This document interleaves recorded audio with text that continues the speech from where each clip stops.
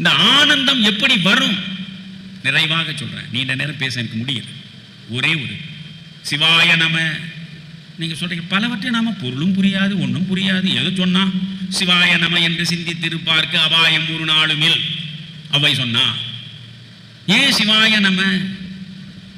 நீங்க மணிவாசகர் மாணிக்க வாசகரை நீங்க பார்த்தாலும் நமச்சிவாயம் வாழ்க நாதன் தாள் வாழ்க என்றாரு. நாதன் தாளை பின்னால கொண்டு போயிட்டாரு அவரு. முதல்ல எது வாழ்கின்றாரு?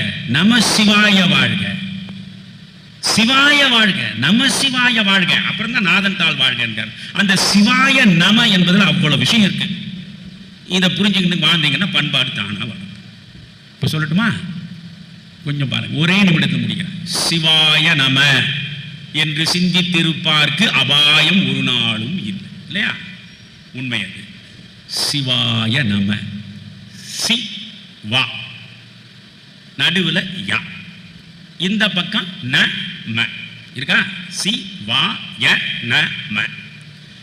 இந்த யா என்பதுதான் உயிர், நீங்களும் நானும், இந்த ஜீவாத்மாக்கள் உயிர்.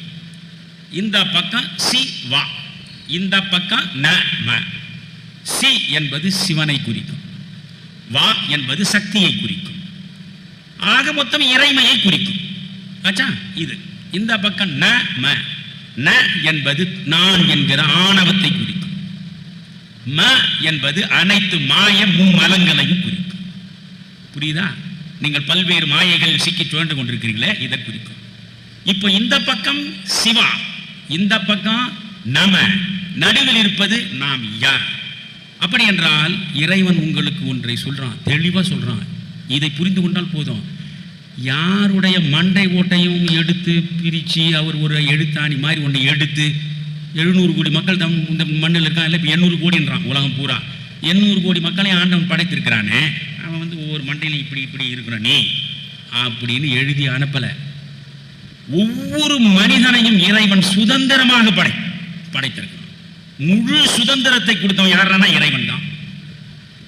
We are born free. முழு சுதந்திரம் நமக்கு. But we are in chain. ஆனா நம்ம 1000 சங்கிலி போட்டு உட்கார்ந்து போட்ட சங்கிலி அனைத்தும் நாம் நம்முடைய செயல்களாலே தவிர ஆண்டவன் போட்ட சங்கிலி எதுவுமே கிடையாது. புரியுதா? அப்போ சுதந்திரமாகத்தான் நம்ம படைச்சான். படைத்தவன் என்ன செய்கிறான்? எல்லாவற்றிலும் உயர்ந்ததாக இந்த மனிதனை நாம் படைத்திருக்கிறோமே, அவனுக்கு எதையாவது செய்ய வேண்டும்னு யோசிக்கிறான். யோசிச்சுதான் 6வது அறிவு, பகுத்தறிவுன்னு ஒண்ணு கொடுத்துட்டான். அந்த படைப்பு கடவுளுடைய பணி அதோடு முடிந்து விட்டது. பகுத்து அறிவது